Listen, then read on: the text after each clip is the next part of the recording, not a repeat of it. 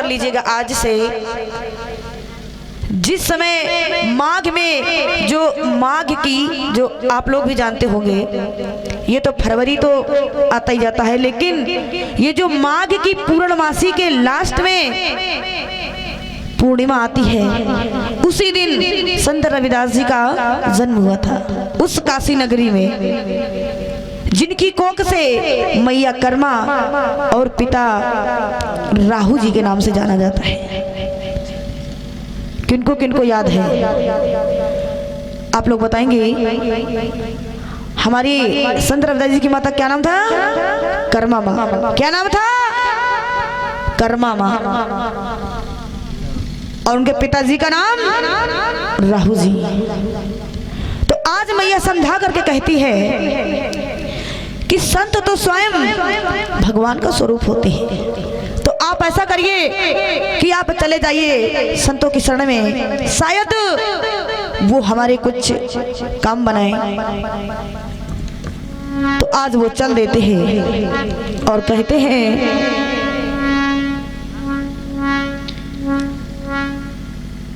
कि जिस समय वो चलते चलते चलते चलते एक बहुत बड़े जंगल में पहुंच जाते हैं। जिस समय बहुत बड़े जंगल में पहुंच जाते हैं तो जहां एकदम सुनसान जंगल पड़ जाता है, बेचारे वो चलते चलते चलते चलते जिस समय थक जाते हैं तो थकने के बाद एक पेड़ के नीचे बैठ जाते हैं। जब वो पेड़ के नीचे बैठ जाते हैं, जिस समय वो घूम रहे तो उनको कोई भी नहीं मिला। जब उनको कोई नहीं मिला, अंत में थकने के बाद एक पेड़ के नीचे बैठ जाते हैं। जब थक के बैठ जाते तो तब देखते हैं कि सामने से एक संत आ रहे हैं। सामने से एक संत आ रहे हैं। जब वो संत उनके पास में आए तो बोले, बालक बेटा तुम यहाँ कैसे? बेटा तुम यहाँ कैसे इस सुनसान जंगल में क्या कर रहे हो अकेले? तो कहते हैं कि गुरुजी मैं इस कारण आया हूँ कि मेरी पत्नी ने आज दिन तक किसी संतान को जन्म नहीं दिया है, किसी संतान को जन्म नहीं दिया है। तो आज मैं गुरुओं की शरण, संतों की शरण जाना चाहता हूँ, शायद वहां से मेरा उद्धार हो जाए।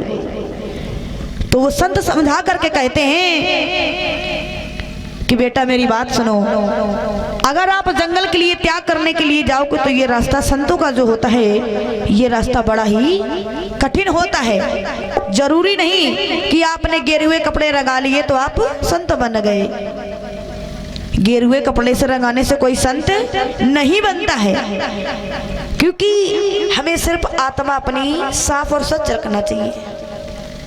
जब हम अपनी आत्मा साफ और स्वच्छ रखेंगे तभी हमारा मन एकाग्र होगा, अंधकार से प्रकाश की ओर जाएगा। अगर हमारे पास बुद्धि नहीं है तो हम कुछ काम नहीं कर सकते हैं।